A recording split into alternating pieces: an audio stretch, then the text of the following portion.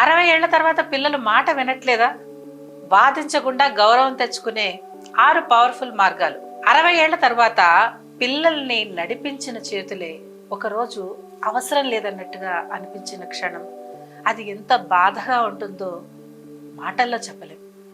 ఎన్నో ఏళ్ల త్యాగాలు, ఓర్పు, ప్రేమ అన్నీ ఉన్నా కూడా మీ మాటకి విలువ తగ్గడం, మీ సలహా పక్కన పడేయడం, చివరికి నేను భారం అయ్యానా అనే ఆలోచన గుండెల్లో ముళ్ళులా గుచ్చడం, ఇది చాలా ఇళ్లల్లో నిశ్శబ్దంగా జరుగుతున్న నిజం.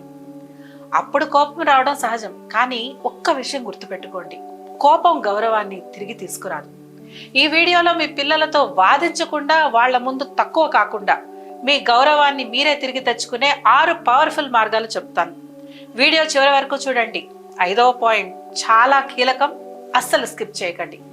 నమస్కారం, నేను డాక్టర్ మాధురి వర్ధన్ ఆయుర్వేద యూట్యూబ్ ఛానల్కి స్వాగతం. 26 ఏళ్ల అనుభవంలో మేము లక్షలాది కుటుంబాలను కలిసాం. ఈ అనుభవం ఆధారంగానే ఈరోజు ఒక చాలా సున్నితమైన విషయం మీద మాట్లాడుతున్నాను. 60 ఏళ్లు దాటిన తర్వాత పిల్లలతో మనకున్న బంధం మారిపోతుంది. వారి లైఫ్లో బిజీగా మారిపోతారు. మనమేమో ఒంటరితనంతో కాలం గడుపుతూ ఉంటాం. మన గోడు వినే ఓపిక, సమయం పిల్లలకి ఉండకపోవచ్చు.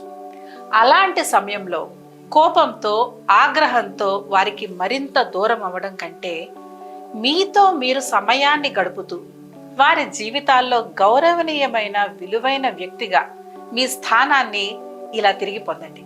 మొదటిది ఆమోదం. తరచూ మీ పిల్లల ఆమోదం కోసం వెంబడించడం ఆపండి. చాలా మంది తల్లిదండ్రులు పెద్దయ్యాక చేసే అతి పెద్ద పొరపాటు ఏమిటంటే, పిల్లల్ని సంతోష పెట్టడమే జీవిత లక్ష్యంగా మార్చుకోవడం. అవును, అవసరం లేకపోయినా సరే అనడం, ఇష్టం లేకపోయినా మౌనంగా ఉంటాం. ఇలా చేస్తే వాళ్ళు ప్రేమిస్తారు, గౌరవిస్తారు అని అనుకుంటారు. కానీ చేదు నిజం ఏమిటంటే, మీరు ఎంత ఎక్కువగా సర్దుకుంటే వారు అంత తక్కువగా మీకు విలువిస్తారు. వర్ధన్ ఆయుర్వేద పేషెంట్ అయిన రమాదేవి గారు అన్న మాట నాకు ఇప్పుడు గుర్తొస్తోంది. యుక్త వయసులో ఆమె చాలా ధైర్యంగా నిర్ణయాలు తీసుకునేవారు. కానీ వయసు పెరిగాక పిల్లలే అన్ని నిర్ణయాలు తీసుకునేలా వదిలేశారు. వాళ్ళ అవసరాలకు తగ్గట్టుగా రోజులను మలుచుకున్నారు. వాళ్ళు తక్కువ చేసి మాట్లాడినా కూడా మౌనంగానే ఉండిపోయారు. అందరితో కలిసి ఉండాలంటే ఇదంతా సహించాలి కదా డాక్టర్ గారు అని ఒకసారి నాతో కన్నీళ్లు పెట్టుకున్నారు. కానీ నిజానికి ఏమైందో తెలుసా? పిల్లలు ఆమెను శాంతమైన వ్యక్తిగా కాదు, ఎప్పుడు సర్దుకుపోయే వ్యక్తిగా మాత్రమే చూడటం మొదలుపెట్టారు. అందుకే ఆయుర్వేదం కూడా చెప్తుంది, ఆత్మనః ప్రతికూలాని పరేషాంన సమాచరేత్. ఈ శ్లోకం యొక్క అర్థం ఏమిటంటే, మన మనసుకి, మన గౌరవానికి వ్యతిరేకంగా ఉన్నదాన్ని ఇతరుల కోసం కూడా చేయకూడదు. గుర్తుపెట్టుకోండి, ఆత్మగౌరవం లేని చోట గౌరవం నిలబడదు. అందుకే మొదటిగా వాదించకుండా, డిమాండ్ చేయకుండా సర్దుబాటు అవ్వడం మానేయండి. అవసరమైతే శాంతంగా కానీ స్పష్టంగా వద్దు అనడం నేర్చుకోండి. మీరు మిమ్మల్ని గౌరవించడం మొదలుపెట్టిన క్షణం నుంచే పిల్లలు మిమ్మల్ని కొత్తగా చూడటం మొదలు పెడతారు. అదే గౌరవం తిరిగి వచ్చే మొదటి అడుగు. ఇక రెండవది, వాదించకండి. పిల్లలు మీ మాటని తక్కువ చేస్తే, మీ అభిప్రాయాన్ని పట్టించుకోకపోతే, లేదా మీకు ఎదురు మాట్లాడితే మొదటిగా మనకు కలిగే ఫీలింగ్ ఏంటి? వాదించాలి, గుర్తు చేయాలి, మనం చేసిన త్యాగాలన్నీ చెప్పాలి. కానీ ఒక్క నిజం ఏంటంటే, వాదించడం వల్ల గౌరవాన్ని పొందలేము. గౌరవం మాటలతో కాదు, మీ నిశ్చలతతో, మీ స్థిత ప్రజ్ఞతో సంపాదించుకోవాలి. సింపుల్గా చెప్పాలంటే, ఇతరులు మీ ఓర్పుని పరీక్షించినప్పుడు మీరు ఎలా స్పందిస్తారో దానితో మీ గౌరవాన్ని పొందగలరు. అవమానానికి కోపంతో స్పందిస్తే తెలియకుండానే మీపై అధికారం ఉందనే సందేశాన్ని మీరు వారికి ఇచ్చిన వారు అవుతారు. నాకు తెలిసిన వారు శ్రీనివాస్ గారు రిటైర్డ్ టీచర్. స్కూల్లో ఆయన క్లాస్ అంటే క్రమశిక్షణ, గౌరవం. కానీ ఇంట్లో మాత్రం పిల్లలు ఆయన సలహాలని పట్టించుకోరు, ఆయన ఆందోళనలను చిన్న చూపు చూస్తారు. కొన్నిసార్లు వారిని సరిచేసినప్పుడు మనవాళ్ళు నవ్వేవారు కూడా. మొదట్లో నాకు అన్నీ తెలుసు, నేను అనుభవం ఉన్నవాడిని అని శ్రీనివాస్ గారు వాదించేవారు, నిరూపించుకోవాలని ప్రయత్నించేవారు. కానీ ఎంత ఎక్కువగా వాదించేవారో అంత ఎక్కువగా పరిస్థితి దిగజారిపోయింది. ఒకరోజు ఆయన మారారు. వాదించడం మానేశారు. శ్రద్ధగా వినడం మొదలుపెట్టారు. మాటలతో గౌరవం అడగడం మానేసి శాంతంగా మాట్లాడటం మొదలుపెట్టారు. జ్ఞానంతో మాట్లాడారు. గెలవాలనే తాపత్రయం లేకుండా మాట్లాడారు. అప్పుడు ఏమైందో తెలుసు? పిల్లలు గమనించడం మొదలుపెట్టారు. వాళ్ళ ముందు నిలబడ్డది ఆమోదం కోసం వేడుకోని వ్యక్తి, తన విలువను నిరూపించుకోవాల్సిన అవసరం లేని వ్యక్తి అని వారికి అర్థమయ్యింది. దీనినే ఆయుర్వేదం సత్వగుణం అంటుంది. శాంతి, స్థిరత్వం, గౌరవం. అందుకే గుర్తుంచుకోండి, పిల్లలు గౌరవించట్లేదని వాళ్లతో పోట్లాడకండి. మీరు మిమ్మల్ని ఎలా గౌరవించుకుంటారో అదే వాళ్ళకి నేర్పండి. మీ గౌరవాన్ని కాపాడుకోండి. ఆత్మవిశ్వాసంతో మాట్లాడండి. కాలక్రమేణా వాళ్లే మీ అడుగుజాడల్లో నడుస్తారు. ఈ ఇన్సైట్స్ మీకు వాల్యుబుల్గా అనిపిస్తే కామెంట్ సెక్షన్లో వాల్యుబుల్ అని టైప్ చేయండి. ఒకవేళ మీరు ఇంకా ఛానల్ని సబ్స్క్రైబ్ చేయకపోతే వెంటనే సబ్స్క్రైబ్ చేసి బెల్ ఐకాన్ని క్లిక్ చేయండి. తద్వారా మీకు ఇలాంటి వీడియోలు మిస్ అవ్వకుండా ఉంటారు. మంచి కంటెంట్ని ఇలాగే కొనసాగించడానికి మమ్మల్ని మోటివేట్ చేస్తారు. ఇక మూడవది ఎమోషనల్ డిపెండెన్స్. వయసు పెరిగే కొద్దీ నేర్చుకోవాల్సిన కఠినమైన పాఠం ఒకటి ఉంది.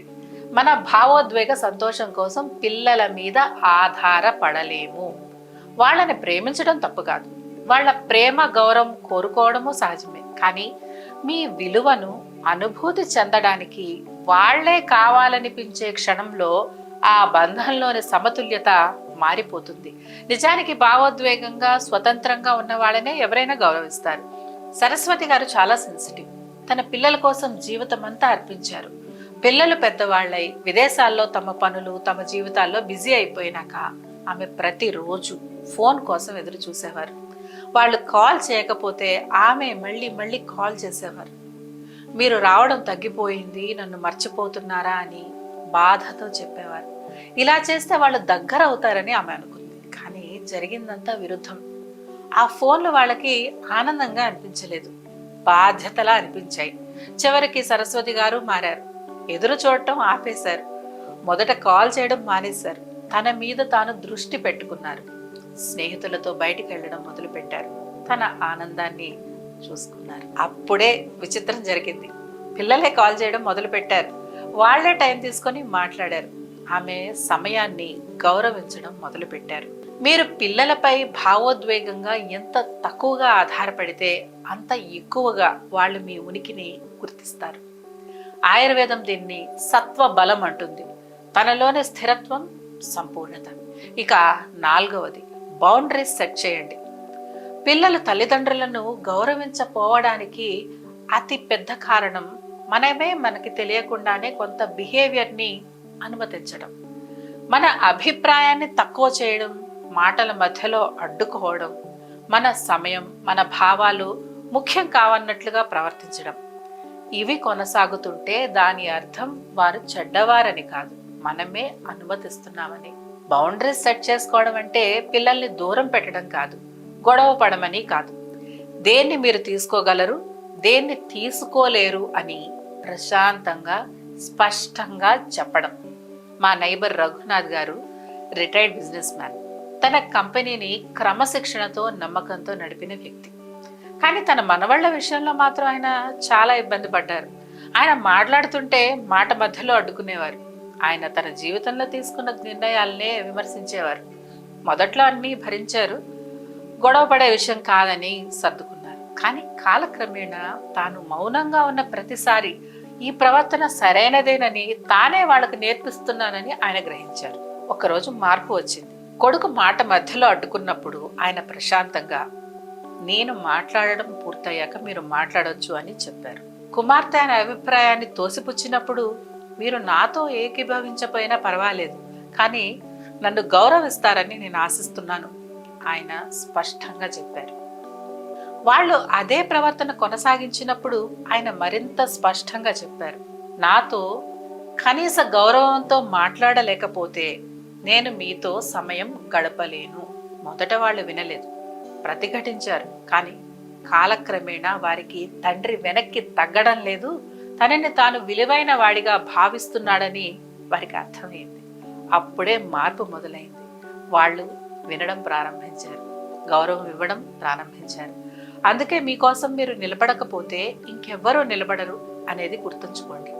ఈ పాయింట్ మీకు వాస్తవమే అనిపిస్తే, ఇది మీ మనసును తాకితే కామెంట్స్లో బౌండరీస్ అని టైప్ చేయండి. ఇక 5వది, అడగకుండా ఇవ్వకండి. కృతజ్ఞత లేని చోట ఇవ్వడం ఆపండి. ఇదే గౌరవం పోగొట్టుకోవడానికి పెద్ద కారణం. తెలియకుండానే మన సమయం, శక్తి, డబ్బు, సపోర్ట్, పిల్లల అంగీకారం లేకపోయినా సరే ఇస్తూనే ఉంటాం. కానీ నిజం ఏమిటంటే, అభినందించని చోట మీరు ప్రేమని పెంచలేరు, అంచనాలను మాత్రమే పెంచుతారు. రాఘవయ్య గారు వర్ధన్ ఆయుర్వేద యొక్క రెగ్యులర్ పేషెంట్. తన పిల్లల కోసం ఎప్పుడు ఉదారంగా ఉండేవారు. అవసరం అన్న ప్రతిసారి డబ్బు ఇచ్చారు. తన పనులు పక్కన పెట్టి మరీ సహాయం చేశారు. కానీ ప్రతిఫలంగా ఏమొచ్చిందో తెలుసా? కృతజ్ఞతా భావం కాదు, కంప్లైంట్స్, ఇంకా ఏదో కావాలి అన్న ఆశ. చివరికి ఒకసారి రాఘవయ్య గారికే సహాయం అవసరమైనప్పుడు మేం బిజీగా ఉన్నాం అన్న సమాధానం. అప్పుడు ఆయన ఒక నిర్ణయం తీసుకున్నారు. అడగక ముందే సహాయం చేయడం మానేశారు. అవసరమైతే వద్దు అనడం కూడా మొదలుపెట్టారు. మొదట పిల్లలు నిరాశపడ్డారు, వారికి అర్థం కాలే. కానీ కాలక్రమేణా ఒక మార్పు వచ్చింది. వాళ్ళు ఆయన సమయాన్ని విలువైనదిగా చూడడం మొదలుపెట్టారు. ఆయన చేసిన సహాయాన్ని గుర్తించడం మొదలుపెట్టారు. కాబట్టి మీరు కూడా మీరు ఇచ్చేది గౌరవంతో తీసుకుంటున్నారా లేదా అది హామీగా మారిపోయిందా అనేది ఒకసారి ప్రశ్నించుకోండి. ఈ పాయింట్ మీకు వాస్తవమే అనిపిస్తే, ఇది మీ మనసుని తాకితే కామెంట్స్లో ఎనఫ్ అని టైప్ చేయండి. ఇక 6వది, సొంత ప్రపంచం. మీకంటూ ఒక సొంత ప్రపంచాన్ని ఏర్పరచుకోండి. పిల్లల గౌరవాన్ని తిరిగి పొందే అత్యంత శక్తివంతమైన మార్గాల్లో ఇది కూడా ఒకటి. మీ ఆనందం వాళ్ల చుట్టూనే తిరగదని చూపించడం కోసమే మీ సొంత ప్రపంచాన్ని సృష్టించుకోవడం. లక్ష్మీదేవి గారు భర్త చనిపోయిన తర్వాత పిల్లలే ప్రపంచం అనుకున్నారు. కానీ దగ్గర కావాల్సిన పిల్లలు మెల్లిగా దూరం అయిపోయారు. విజిట్స్ తగ్గాయి, ఫోన్ కాల్స్ కూడా తగ్గిపోయాయి. ఒంటరితనం ఆమెను అంతకు ముందెన్నడూ లేనంతగా బాధించింది. కానీ అప్పుడే ఆమె ఒక సరైన నిర్ణయం తీసుకున్నారు. ఒక బుక్ క్లబ్లో చేరారు. ఫ్రెండ్స్తో ట్రావెల్ చేయడం మొదలుపెట్టారు.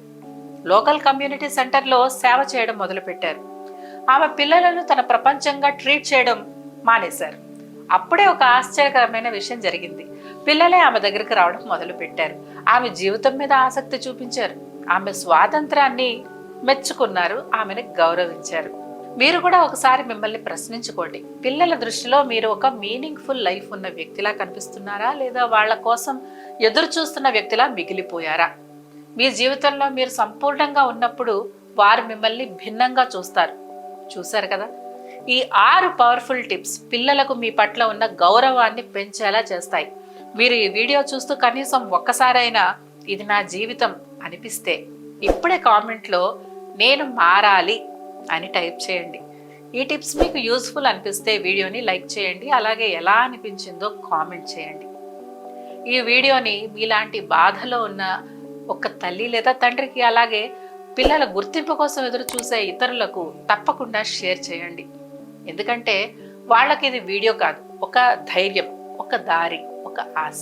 మీకు ఇలాంటి టిప్స్ ఇవ్వడానికి, మీలో ఆత్మస్థైర్యాన్ని నింపడానికి వర్ధన్ ఆయుర్వేద యూట్యూబ్ ఛానల్ ఎప్పుడూ రెడీగా ఉంటుంది. అలాగే మిమ్మల్ని శారీరకంగా కూడా ఆరోగ్యంగా ఉంచడానికి వర్ధన్ ఆయుర్వేద హాస్పిటల్ ఎల్లప్పుడూ సిద్ధంగా ఉంటుంది. ఒకవేళ ఏదైనా ఆరోగ్య సమస్య మిమ్మల్ని బాధిస్తుంటే వర్ధన్ ఆయుర్వేదాన్ని సంప్రదించండి. ఎందుకంటే మేము ఆయుర్వేద చికిత్సలో 26 ఏళ్లుగా 9 లక్షల మందికి వెన్ను, కీళ్లు, క్యాన్సర్ వంటి అనేక రకాల సమస్యలకు చికిత్స చేసి మెరుగైన ఫలితాలను అందిస్తున్నాం. అంతేకాకుండా 4 లక్షల స్పైన్ సర్జరీలు మరియు 1 లక్ష కీళ్ల సర్జరీలను నివారించాం. ఆంధ్రప్రదేశ్, తెలంగాణ 2 రాష్ట్రాల్లో మాకు 5 బ్రాంచ్లు ఉన్నాయి. వాటిలో అత్యంత అనుభవజ్ఞులైన డాక్టర్లు, సిబ్బంది నిత్యం ఎంతో మంది పేషెంట్స్కి సేవలు అందిస్తున్నారు. ఇక్కడ మేము అందించే వైద్యంలో ఎటువంటి సైడ్ ఎఫెక్ట్స్ ఉండవని దృఢంగా చెప్పగలం. మా వైద్యం 100% ప్రకృతి సిద్ధమైంది. డిస్క్రిప్షన్లో వాట్సాప్ నెంబర్ ఉంటుంది, కాంటాక్ట్ అవ్వండి లేదా స్క్రీన్ మీద కనిపిస్తున్న నెంబర్కి కాల్ చేయండి. మీ సమస్యకి తప్పకుండా పరిష్కారం దొరుకుతుంది. ఆరోగ్యంగా ఉండండి, సంతోషంగా ఉండండి. మన శాస్త్రాలు అందించిన జీవన ప్రమాణాలతో 60 ఏళ్ల తర్వాత కూడా స్వతంత్రంగా, గౌరవంగా జీవించండి.